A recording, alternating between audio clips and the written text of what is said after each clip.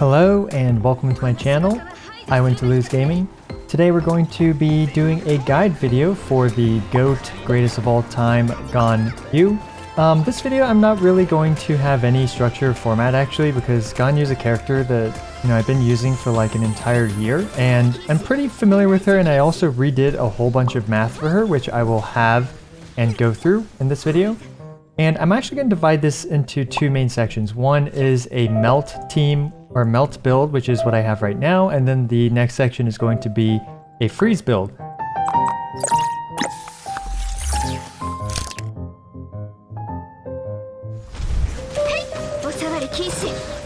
So the first thing I think we'll want to go over are her, I guess, attacks and skills and stuff like that, and talents. So first of all, she refunds 15%, yeah, that's one of the worst passives in the game, even though she's one of the best characters in the game. I think that's how miHoYo decided to try and balance her. Now this one, plus 20% crowd damage in the giant circle that you burst, but this one here adds 20% crit rate, and I think you guys know what these things do, but I'll just go through them really quick. So her basic attack shoots 6 arrows, not very quick, does physical damage, not great, and you only really use these in very rare scenarios, like maybe with the Polar Star to build stacks with it, as well as, for example, the current Abyss 12 mechanic where normal attacks lower the enemy resist. You can weave in a couple of these normal attacks here and there to lower the enemy's resistance. And the main bread and butter here is her aimed charge shots, in particular her level 2 charge shots. So if we go here, if you just do it right when it charges, it does a simple level 1 charge shot like other archers in the game, and it doesn't do anything special. But if you let it charge a little bit longer, then it does the arrow and the bloom, which both do quite a bit of damage. And if we take a look at this, the Frostflake arrow damage and Frostflake arrow bloom damage is the level 2 charge, and then the level 2 explosion, and the bloom does pretty large AoE. Okay, let's quickly talk about her elemental skill. At Constellation 0, you have 1 charge of this. It taunts the enemy and it does some good damage. Considering how fast it is and the fact that it hits once when you deploy and then it explodes and hits once again once it explodes and times out, this does have pretty good DPS. And it lasts for 6 seconds, so it taunts enemies for 6 seconds. Of course, enemies can kill it as well. And if we take a look at it, you can see it's very fast and you're able to do something immediately. Now, I have Constellation 6, that's why I could shoot an instantly charge shot. But normally you'd have to do this, and you have to charge, and then shoot your level 2 charge shot as an example. This thing generates 2 particles on when you immediately cast it, and then it generates 2 more particles when it explodes. So it actually does generate quite a few particles, 4 cryo particles over the course of a few seconds. And if you have Constellation 2, you have 2 charges, so you can generate 8 particles just like that very quickly. Okay, her burst. Long casting animation, and it's worth keeping that in mind, but it has a huge radius. It drops all these icicles. I forget how many icicles total, 25? Probably more than that. But anyway, these icicles target and cycle through enemies. So if there are 5 enemies in the radius, it will target each enemy once, 1, 2, 3, 4, 5. And if there are 3 enemies, it will target the first 3, and then 2 of them will be random. So in other words, the ideal situation is to have 5 enemies completely clumped up, and the burst, all the icicles will, each target one of those 5 enemies, and all the icicles will hit every single enemy in that scenario if they're clumped up. So for example, Venti's Tornado with a bunch of treasure hoarders or something like that. So let's talk about her melt build. So we're first going to take a look at the artifact options that she has available. First one, of course, is the Wanderer's Troop set. The Wanderer's Troop set, if we look at this chart, we can see that I have it here as the baseline for her melt damage. And we can see that, it does 53,790 damage per bloom on melt, and this is for a Ganyu with 999 talents with an R5 prototype crescent after it hits the weak point, and it's the second shot, so plus 20% crit rate. Now, the Wanderer's Troop is an amazing set because it's unconditional and it's very simple to use, very easy to use when it comes to Ganyu's melt damage. When it comes to the other artifact set options, you have the Shimenao's 4-piece. Shimenao's 4-piece is a decent option as well, and it actually ends up doing more damage, especially with the prototype crescent, than the Wanderer's Troop. But of course you do need 15 energy, and then it becomes really difficult to actually use Ganyu's burst, which in some scenarios, even with Melt Ganyu, you do want to use burst. And finally, there is a weapon that this does not synergize well with, and that is the Hamayumi. The Hamayumi really wants you to be at over 100% energy. So if you use the Shimenawas and use your elemental skill, then you are under 100% energy and you lose a lot of bonus damage. So at that point, you're much better off using Wanders. Because of these restrictions on the Shimenawa's Reminiscence, I generally prefer using the Wanders 4-piece set over the Shimenawa's Reminiscence. And here really quick is the full chart. You can see here that the 4-piece Shimenawas does indeed boost just the regular cryo damage by quite a bit more. So there are times when you just don't care about melting something, you just hit it. Even if it doesn't melt, it's fine.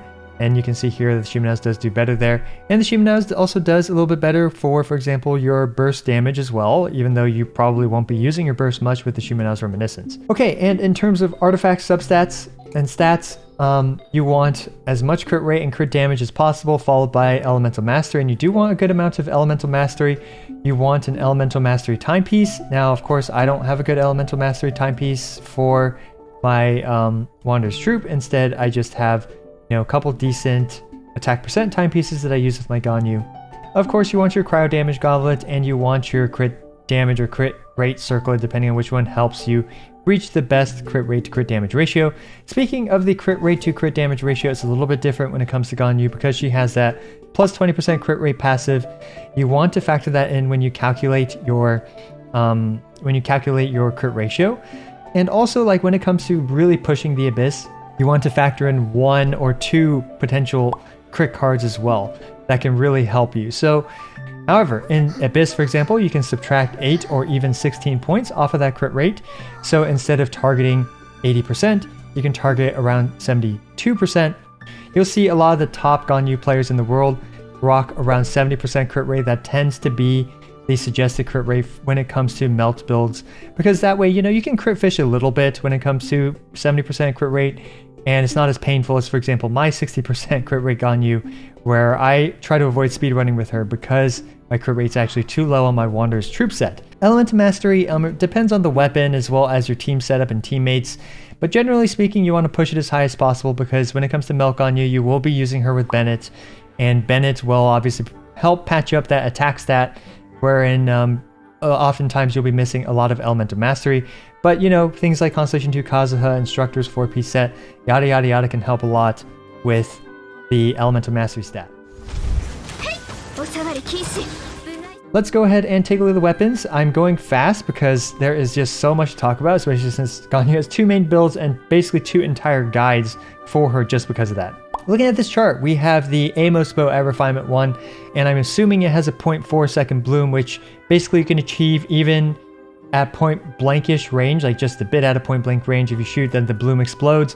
The bloom explosion is delayed, so that way, let me click on the Amos bow first. So you can see every 0.1 seconds after an arrow is shot, it gains 16% bonus damage for mine or whatever because it's Refinement 5, but it's 8% for Refinement 1, I believe, off the top of my head. I actually have a Refinement 1 here. Yeah, there we go.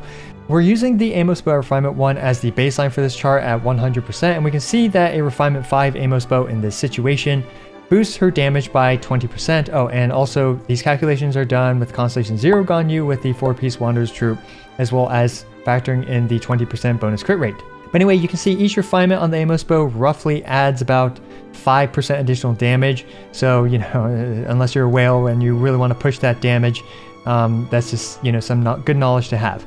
Now let's talk about another actually surprisingly good bow for her chart shots, and it's actually the Polar Star. So the Polar Star, you can reasonably get 3 stacks reliably by first using her elemental skill, then tapping left click really quick. So let me just demonstrate real quick. Like this, you can see there's 3 stacks just like that. And in some situation, you can get away with using Ganyu's Burst, and then you'll have 4 stacks on your Polar Star, and that will actually provide you quite a lot of damage. We can see here that the 4-stack Polar Star is actually competitive to the Amos bow. Both at Refinement 5, it's only doing a few percentage points less than the Amos bow, as well as at Refinement 1, it's doing just a few percentage points less than the Amos bow. But, doing the normal attack and being forced to use the elemental skill, being forced to use the burst in order to draw its max potential is restrictive, and that's why I don't necessarily fully recommend the Polar Star over the Amos bow. but it's also worth noting that the Polar Star does a lot more damage when it comes to the Elemental Skill and Elemental Burst. You can see here that the Q ratio is 47% higher than the Amos Bow, which is, well, at Refinement 5, right? So at Refinement 1 with 4 stacks, it's still 22% higher, which is quite a lot more damage. Okay, so the Polar Star, but you know, not a weapon I recommend pulling for Ganyu specifically, but if you do happen to have it, it is a good weapon. Now, in terms of the best free-to-play options, we have 2 options. We have the Prototype Crescent and we have the Hamayumi. Speaking of which, let me go actually craft the Hamayumi real quick. There it is. We're going to craft one and get a nice little refund, right? We're actually putting Ganyu's passive to good use here. Brilliant. Look at that amazing refund. Absolutely worth pulling Ganyu just for that ability. Now, the Hamayumi and the Prototype Crescent are the 2 free-to-play weapons that I personally recommend, but let's start off with the Prototype Crescent. If you get this thing at Refinement 5, it will end up adding 72% attack to your stats, right? And that's tremendous if you manage to hit a weak point. Now, of course, weak points are mostly monsters' faces and various other things on certain monsters. I'm actually not all that familiar with monster weak points, but you'd be surprised at the monsters that don't have weak points. Like, I'm pretty sure Child, the weekly boss fight, doesn't have a weak point, even though you think it would be his face, but he actually doesn't off the top of my head. If he does, please correct me, but yeah, so, you know, in a lot of situations, when the Prototype Crescent has no weak point available, you can see here that the bloom damage really does fall far behind the Amos Bow. At Refinement 1, you can see that it's only doing 71% as much damage as an Amos Bow. The Prototype Crescent actually does 94% of an Amos Bow's damage, which is actually very impressive. And, oh, just to clarify, we're also talking about the bloom damage. There are some differences when it comes to the scaling when you factor in the Frostflake arrow as well. For example, the Amos Bow performs slightly worse when it comes to the Frostflake arrow itself, but yeah, it's just a, you know, little nuanced caveat here, but generally speaking, this chart is still fairly accurate. So anyway, at Refinement 1, you can see that the Prototype Crescent, if you manage to hit a weak point, does about 82% of the damage that an R1 Amos Bow does, which is still pretty decent. Now, one quick tip is that when it comes to utilizing, why don't we actually go and shoot the Primo Geovishap in the face real quick.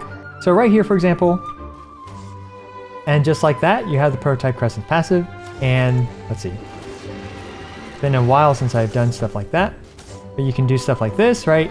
So you can see there that it's actually very quick to get the Prototype Crescent's passive and just, you know, pop it like that. So yes, Prototype Crescent, great weapon for a free-to-play Ganyu. Next, let's talk about the Hamayumi.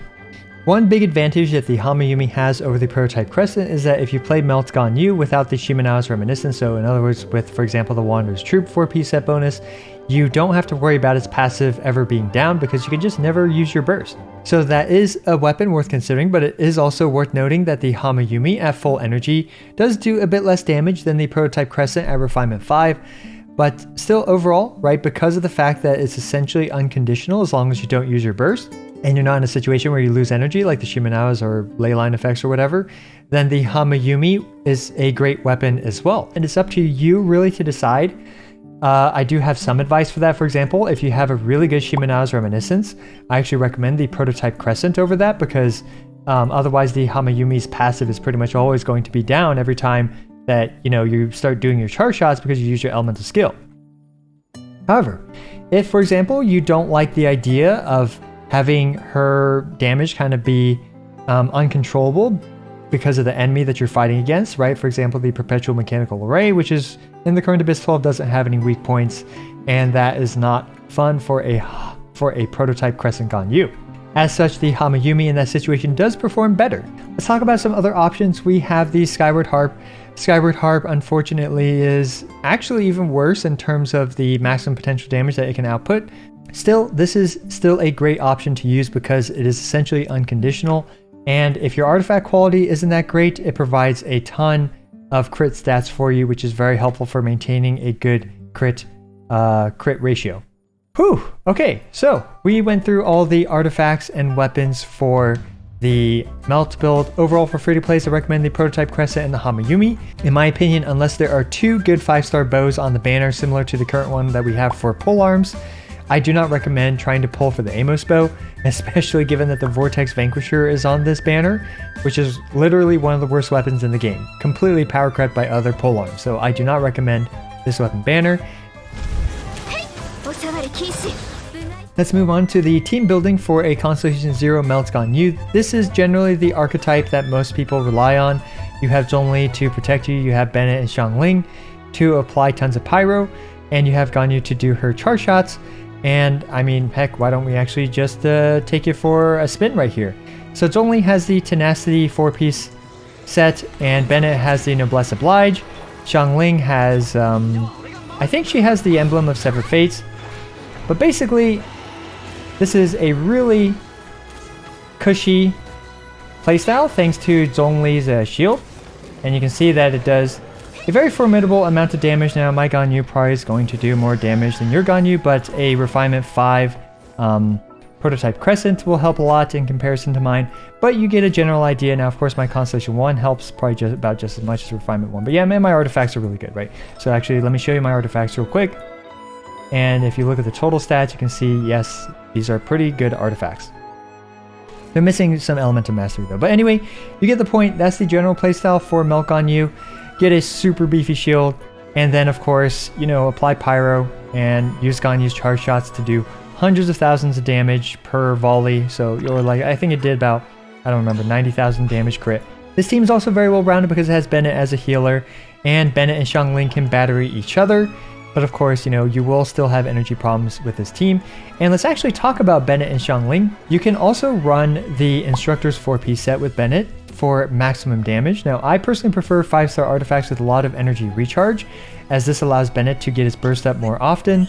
And that way, you can have more burst damage, or you can have Bennett's uptime be much better than with the Instructor's 4-piece, which is a 4-star set, and you're very unlikely to have a ton of energy recharge on it. So now let's talk about Xiangling. Now, if you have Bennett as an Instructor's wielder, you can actually have Xiangling as the Noblesse Oblige, assuming you want to buff Xiangling, or assuming you want to buff Ganyu's damage as much as possible. However, in this case, I have Xiangling as the Emblem of Severed Fate user, and that's also pretty solid because this way Xiangling can battery herself, and you know, she can do a little bit of damage as well with, you know, with a catch or whatever.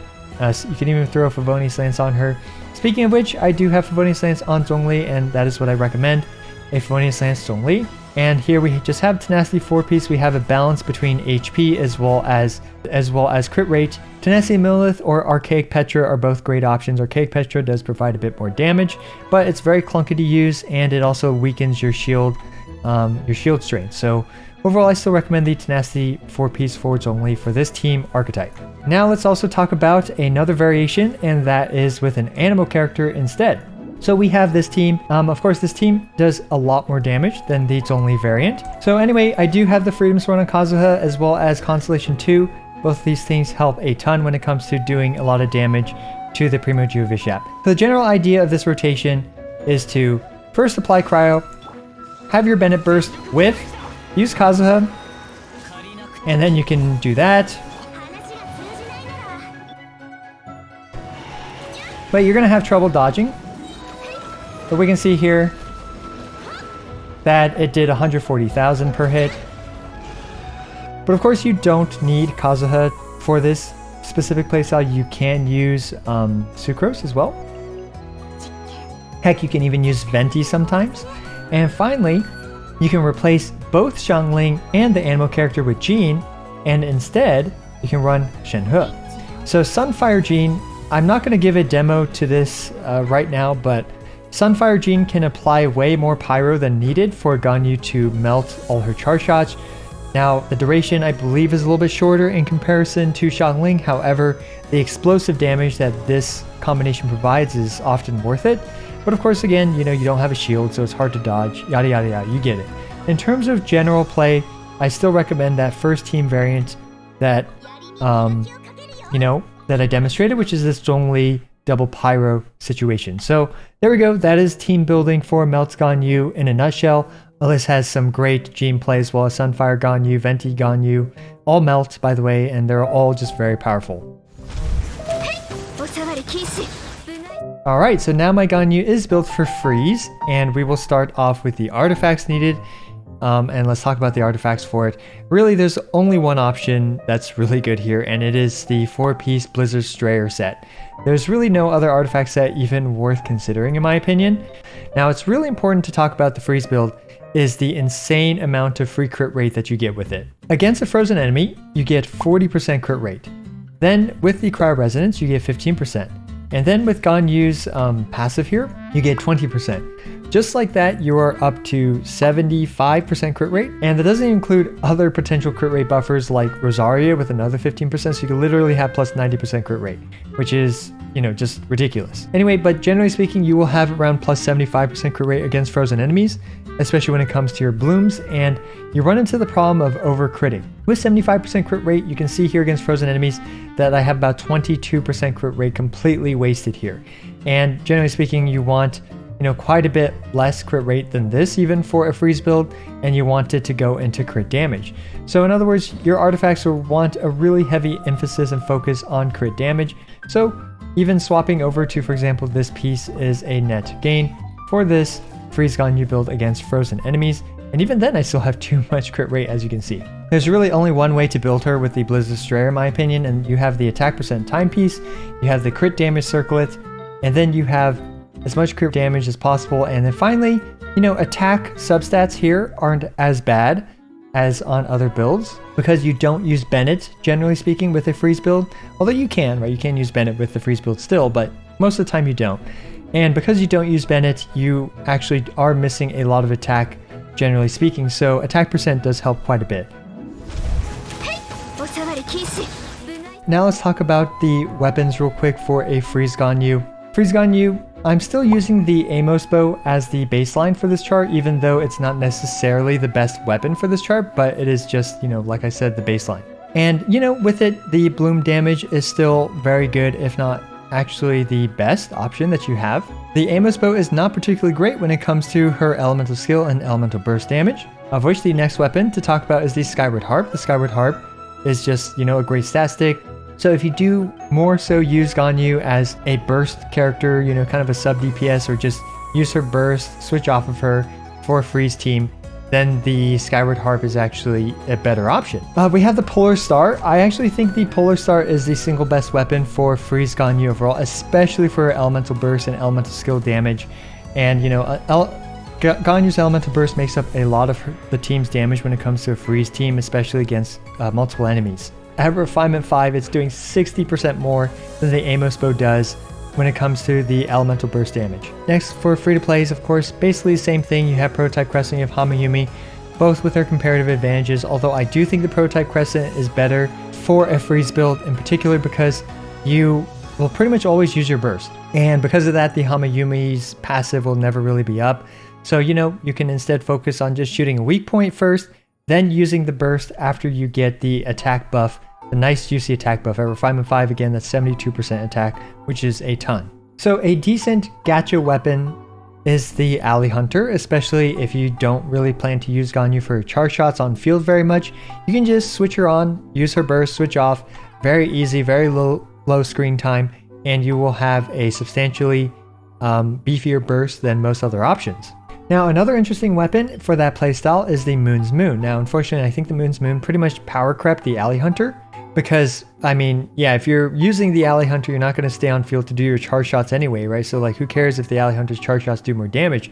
But the Moon's Moon, assuming you use a standard freeze team with roughly 260 total party energy, you can see here at Refinement 5, it does 124% the amount that an Amos bow does, which is actually very substantial for her burst damage. And even at Refinement 1, it's already performing better than Amos bow. So let's quickly talk about teams for freeze Ganyu. You want Ganyu, of course. You want Mona or Kokomi are the two most recommended by far. You can use other freeze Hydro characters like Barbara, Xingqiu, but in my opinion, they are just much worse options for freeze Ganyu. After that, you want an animal character like Venti or Kazuha, and Sucrose can work as well. She's not a bad option, but Sucrose has kind of the problem with overlapping buffs when it comes to Kokomi and Mona, and Sucrose doesn't offer as much damage amplification as or grouping in the case of Venti as, for example, Venti and Kazuha. In particular, Venti synergizes very well because for enemies that can be pulled together, the icicles will then all target the enemies, and therefore like pretty much every icicle will hit all the enemies, which does a ton more damage. The force slot is really flexible, and the classic Morgana comp, which is this, included Diona to help battery as well as, I don't know, heal and shield and stuff. But it is actually pretty practical nowadays, especially in Abyss and stuff, to replace Diona with a much more damaging character, like Rosaria is a good option, and you also have, for example, Ayaka. And finally, we have Shenhe, all of which are great variations on the freeze build. And there's really too many variations of the freeze build, and you really just kind of have to work with what you have. But in my opinion, I would say that Ganyu's best freeze team is something similar to this, either with Kazuha or Venti. You have Kokomi to heal, as well as to provide, you know, the Thrilling Tales buff, as well as the Tenacity 4-piece, as well as having the best off-field persistent hydro application in the game. And you have Shenhe, who massively amplifies cryo damage by a ton. You know, Ganyu's burst will just do so much more damage. Ganyu's charge shots will do so much more damage. Alternatively, you can use Ayaka. Here you have two very powerful DPS characters that can both utilize this team to its fullest. And yeah, that pretty much covers Freeze Ganyu. It's not as good against boss fights. Against a boss fight, I would recommend Melt Ganyu over Freeze Ganyu. Let's finally move on to Ganyu's constellations. Here they all are. I'm just going to give a quick summary of them, but basically, do I recommend honestly pulling for any of these constellations? Her Constellation 1 is good, and her Constellation 6 is the best constellation for Ganyu, and it's one of the best constellations in the game. However, is it worth 6 entire 5-star characters? That's the question. And what else can you get with 6 entire 5-star characters? I'm just going to be completely honest. You can get a Constellation 2 Raiden, and you can get a Constellation 2 Kazuha. And the two of those at Constellation 2 are just absolutely out of this world. So in terms of Primo Gem to power ratio, although Constellation 6 Ganyu is incredibly powerful, there's no question about that. In my opinion, you can get more powerful combinations, for example, like I said, C2 Raiden, C2 Kazuha, and there are probably other options to consider. But if you want to really main Ganyu, Constellation 6 is by far one of the best constellations in the game. It essentially over triples her damage for a very short amount of time. You can output up to 3 charge shots and 2 elemental skills in the matter of like 2.5 seconds or 3 seconds at maximum off the top of my head. I have to go back and review the frame count, but yeah, it's pretty insane. And that about does it. That wraps up the Ganyu guide. Pretty much went over everything there is to talk about her. Now, I didn't really give as many demonstrations in terms of actually using her, but I've got a ton of videos on Ganyu. You can just search through my channel, Ganyu. You'll see multiple world records set with her over the course of, you know, my Genshin Impact career. You'll see just like tons of crazy showcases, huge amounts of damage from Ganyu, and she is still an incredible and an amazing character even today. So there you go. Let me know what you think about this video. As always, I appreciate every single one of you. This is I Want to Lose, signing out.